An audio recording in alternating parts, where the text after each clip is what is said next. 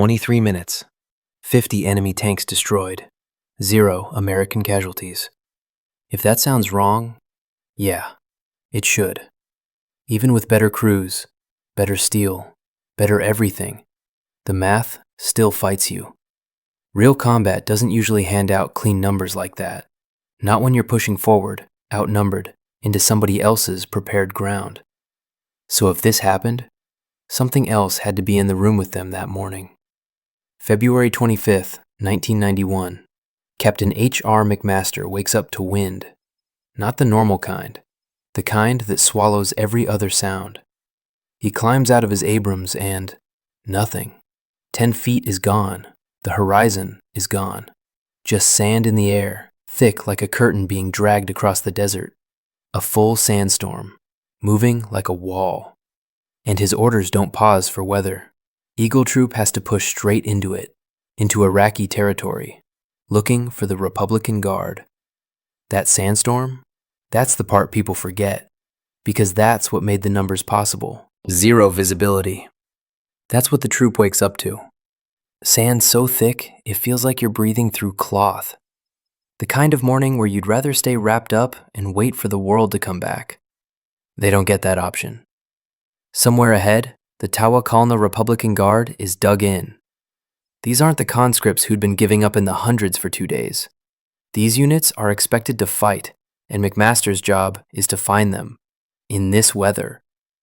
Artillery is already working, blind. You don't see the rounds, you hear them. Then the air pops overhead, and shrapnel rains down onto ground you can't even make out.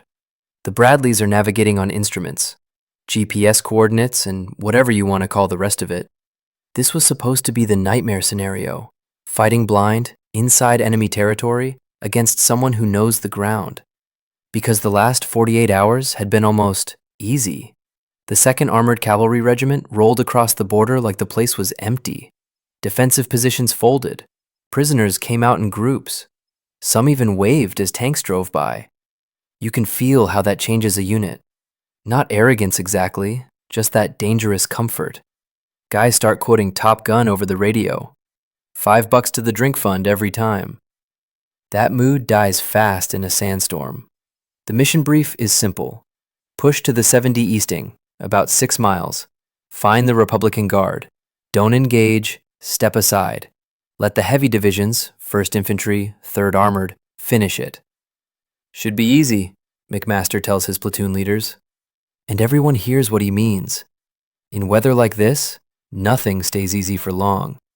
Not panic, just that tight, professional dread. The kind that shows up when you're moving forward and you can't picture what's waiting. Engines up. 6 Bradleys from 1st Platoon roll first, taking point. The Abrams follow. The regiment stretches out into a miles-long formation, crawling into the storm like it's entering water. McMaster rides half out of the commander's hatch, pressed into his thermal sight, hunting heat. Anything that doesn't belong. At first, nothing. Then, explosions ahead. Not ground impacts, air bursts. Artillery shells detonating above them, spreading shrapnel across the line. McMaster doesn't even have to talk.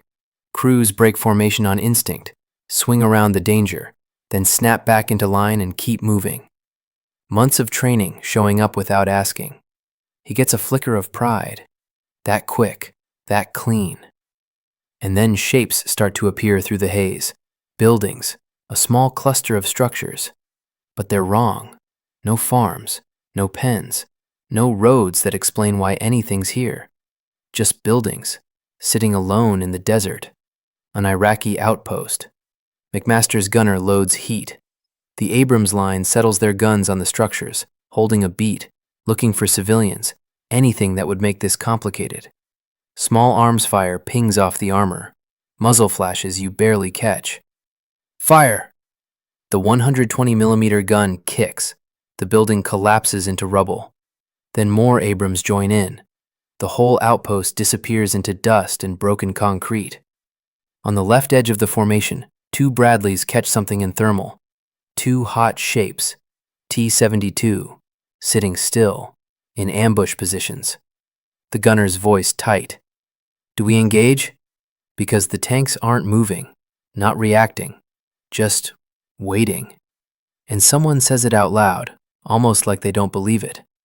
I don't think they see us. That's the moment it lands. The Iraqis don't have thermal sights. In this sandstorm, they're blind. Eagle Troop isn't. A Bradley turret swings. A TOW missile launches, wire spooling behind it as the guidance holds steady. One T-72 erupts. Its turret flips up like it's weightless. Second missile, second tank, same result. Eagle 13, reporting contact. 2 enemy tanks eliminated. McMaster doesn't celebrate. He just stares through the thermal and thinks the obvious thought. Those 2 tanks weren't alone. McMaster hits the 70 easting. That's the line. The point where they're supposed to stop, report, and let heavier units take over. Ahead is a low rise. 15 feet, maybe. In flat desert, that's a whole new world. Stay behind. He doesn't ask permission. He just moves. His Abrams climbs, noses over the top, and the thermal sight suddenly fills up. Dozens of heat signatures stacked across the view like a city at night. T-72s, dug-in fighting positions, anti-tank weapons, a defensive belt aimed straight at him. Tanks, direct front. His voice stays level, but his brain is already doing the math. They weren't supposed to be the fight. They were supposed to find it and step aside. And now, he's sitting on the lip of it. This should be the moment the Iraqis hammer them. Except, they don't. No coordinated fire. No disciplined response. Some crews are running toward their tanks, climbing in, trying to wake the line up. Others dive into trenches. A few men just stand there, looking into the storm like they're trying to see through a wall. They can't see. The same sandstorm that should have turned Eagle Troop into a blind target is choking the Iraqi line instead. McMaster settles the crosshairs on a T-72 about 1.4 kilometers out. Fire SABOT. Heat's already loaded, sir. Then fire heat. Load SABOT next. The gun bucks. The round reaches out through the storm. The T-72 detonates. And that's the start. The rest of Eagle Troop crests behind him. More Abrams, more guns coming up at once. The Iraqi defensive line erupts under impact, and the Iraqis finally start firing back. But it's blind, desperate. Rounds slam into dirt, skip overhead, miss by meters, because they're guessing where the Americans are, listening for engines, reacting to flashes they can't really place. Inside McMaster's tank, his driver, Christopher Hedenskog, spots a muzzle flash off the right. A round hits the dirt beside their front fender. Sand and debris slap the periscopes. Black 6, are you hit? Nothing. The radio goes dead for a second. Skog sees another T-72 turret swinging toward them. He yanks the wheel left. The Abrams lurches. Everyone up top gets thrown sideways. McMaster slams his head against the cupola edge, ears ringing. Black 6, do you copy? Still nothing. Red 1, another platoon leader, hears that silence, sees the near miss, and assumes the worst. This is Red 1. Black 6 is down. I'm taking over. Follow my lead. Skog hears it through the intercom. Sir, get on the net. Red 1 just took command. McMaster shakes it off, grabs the handset. This is Black 6. We're alive. I'm retaking command. Relief hits the channel. Outside, the storm is still screaming. The desert is lit by muzzle flashes and burning tanks. And Eagle Troop is now fully committed. The Abrams don't stop. They roll forward and fire on the move. SABOT rounds, long depleted uranium darts, leave the gun at around 1,575 meters per second. When they hit a T-72, it doesn't look like a hit. It looks like the tank suddenly stops being a tank. The Iraqis shoot back, but it's panicked.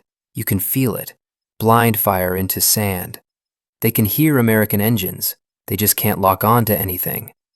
McMaster's tank pushes past trenches and dug-in positions, men scrambling, some trying to fight, some trying to disappear into the sand, some frozen, not sure what's real and what's just noise. And here's the part that doesn't sit clean. In this storm, in this confusion, some Iraqis aren't attacking. They're surrendering. or trying to. And at speed, through thermal, in a battlefield that's moving by the second, it's almost impossible to tell the difference. Matt Lee, driving a Bradley, spots a single figure in thermal right ahead, an Iraqi soldier, disoriented, standing in the open like he got dropped there. Lee has a second to decide what that means. He accelerates, aiming straight at him, 30 tons of steel closing fast. Then at the last moment, he cuts the wheel and roars past, missing by inches. That's a choice, a mercy choice, and it's not a choice everyone gets. 2 Bradleys spot a ZSU 23-4 Shilka dug in, anti-aircraft gun system firing hard, bright tracers cutting through the storm, skipping off armor, forcing the Bradleys to stop under fire. First tow missile hits the bunker. The position collapses. Second missile hits the Shilka. It blooms into flame. Elsewhere, Eagle 31, a Bradley, comes to a full stop with a T-72 pointing straight at it. The Iraqi turret is turning, reloading, about to fire. The American gunner launches a tow across roughly 800 meters. It hits a fraction of a second before the Iraqi can shoot. The tank explodes, turret blown clean off. This is what it looks like up close. Not speeches, not banners, just decisions made in milliseconds, with no clean view of the consequences until after. Eagle 36 runs into a problem. They've fired both tow missiles, and they're still in heavy contact. Without missiles, a Bradley isn't a tank. It's a thin-skinned box with a chain gun, trying to survive in the same space as T-72s. Tribble, I need tows. Scout Michael Tribble yanks spare missile tubes from the rear rack and cracks the roof hatch. Wind and sand slam him in the face. He hears rounds snapping through the air, the sharp cracks that tell you they're close. A few punch the Bradley's armor with a metallic clang. The launcher's out of reach from inside. He calls down to the turret. Can you rotate to 5,950? That's the angle he needs to reload from the hatch. Negative, we're stuck like this. They can't rotate without exposing the crew. The gun has to stay faced into the threat. So if Tribble reloads, he's going outside. He climbs out into the storm. Sand tearing at his eyes. Bullets cutting through the air around him. One strikes the turret inches from his hand. He doesn't have time to react to it. He just works. Old tubes out. Tossed. New tubes up. Hands shaking. Then steady enough. First missile seated. Locked. Second missile seated. Locked. Done! Go! Go! He drops back inside and slams the hatch. The Bradley surges forward, back into the fight. That's courage, the kind that doesn't look heroic when you describe it. No charge, no speech, just doing the job while the air is trying to kill you. And it's happening up and down the line. Crews stopping under fire to identify targets, reloading, repositioning, moving forward when instinct says reverse. Then McMaster's executive officer comes over the radio, urgent. Black 6, we're way past 70 easting, way past. McMaster already knows. They crossed the line miles back. I can't stop. We're still in contact. Tell headquarters I'm sorry. And he cuts it short, because in his head, there's another problem forming. Defensive lines don't stand alone. There are usually reserves behind them. Another wave, another set of guns waiting for the moment you think you've broken through. In this storm, they're going to find out where that next wave is. They punch through. The defensive belt is behind them now. Burning T-72s, abandoned trenches, equipment scattered like someone just dropped it and ran. And that's the trap, right there. The moment your body wants to loosen up. McMaster doesn't let it. A line like that rarely stands alone. There are usually reserves nearby, waiting to counterpunch the second you overextend. He stays on the thermal, scanning. Slow, methodical, looking for shapes that don't belong. Then he finds them, a cluster of heat signatures, tight together. He starts counting. 1, 2, 3, and keeps going. 17 T-72s, and they're arranged in a circle. A logger, reserve tanks parked in a defensive ring. They haven't moved. Not they're waiting, More like they never got the message. Eagle Troop hit the line so fast, in that weather, the reserves didn't even have time to start engines and fan out. McMaster keys the radio. All units, this is Black 6. Enemy armor, direct front. All Abrams, bear on target. 8 M1A1s shift into a firing line. Turrets swing, one after another, like the whole formation is turning its head. They creep forward to tighten the shot, not rushing, not wasting rounds. Through his thermal sight, McMaster sees an Iraqi tank commander standing up in his hatch. He's looking around, trying to make sense of the noise, trying to see what the storm won't show him. He turns toward McMaster's direction, maybe hearing the engines, maybe just guessing. Even through thermal, you can read the posture, that sudden stillness when a human realizes something is close and he didn't know it. McMaster doesn't narrate it, he just gives the order. Fire! 8 Abrams fire almost together. The desert lights up. SABOT darts tear through armor. Tanks detonate, one after another, in the same tight circle they were parked in. A minute, maybe less. 17 reserve tanks are reduced to burning metal before they can even break formation. The radio fills with reports, secondary targets, ammo cooking off, trucks burning, a whole rear area coming apart. But the main fight, the armor fight, it's already collapsing. Then the volume drops. Not to peace, just to the wind and the fire. Engines still run. Flames crackle. Ammunition pops as it cooks off inside wrecks. But the big guns stop. Bradleys keep moving through Iraqi positions, clearing what's left. The chain guns bark in short bursts when something looks like a threat. McMaster stays half out of the hatch, breathing hard. His head still throbs from the cupola hit. Ears still ring a little. He keys the radio and asks the question every commander hates asking in a moment like this. All units, report casualties. A pause. Not silence, just men checking their crews, counting, making sure nobody's gone quiet in the wrong way. Red 1, no casualties. White 1, no casualties. Blue 1, no casualties. Down the line, vehicle after vehicle. No one lost, no one wounded, no vehicle destroyed. McMaster leans back like his body's trying to make room for the fact. 50 T-72s destroyed. Dozens more vehicles, armored carriers, trucks, burning across the sand. Artillery pieces, anti-air guns, ammo dumps. Whole pockets of the guards' equipment gone. In 23 minutes. And Eagle Troop walks out intact. Even with training, even with thermal, even with better guns, it still feels like the kind of outcome you'd expect on paper, not in real life. The Tawakalna Republican Guard, supposed to be the hard fight, never got a fair look at their enemy. Not because they weren't willing, not because they didn't try, they just couldn't see. And Eagle Troop could.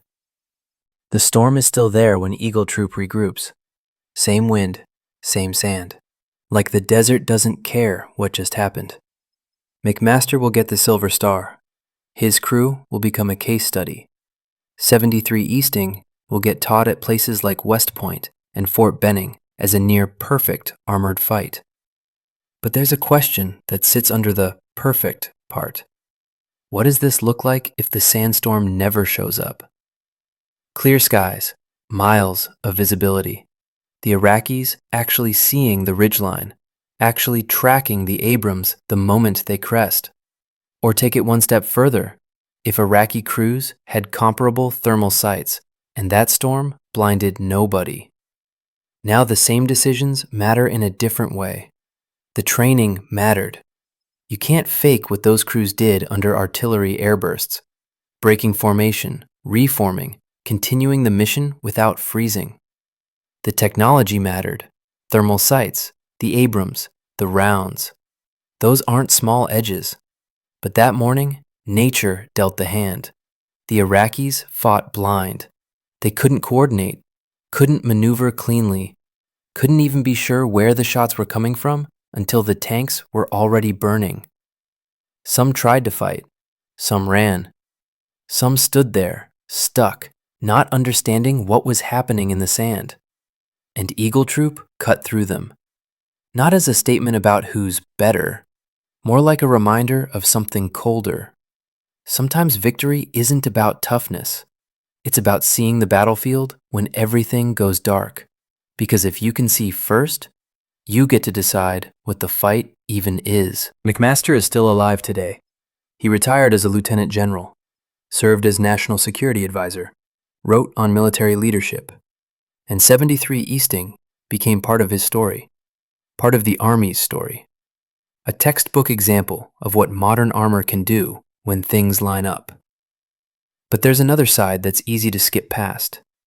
What about the Iraqi tank crews who lived through that morning? The ones who could hear American engines but couldn't place them. The ones who watched nearby tanks erupt without ever getting a clear shot back. The ones who got out and had to carry that home. We don't hear much from them, and that absence matters because it changes how we judge what happened. This wasn't a fair fight in the clean sense.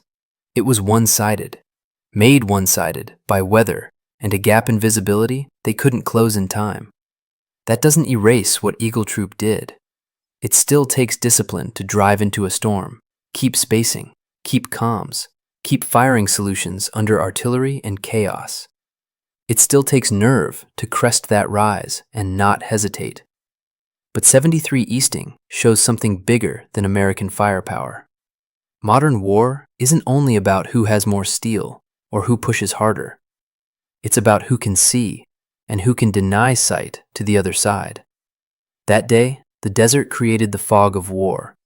Only one side had a way to look through it. Thanks for staying with the story. If you're into battles where one small edge changes everything, you'll probably like what we're building here. Subscribe if you want the next one.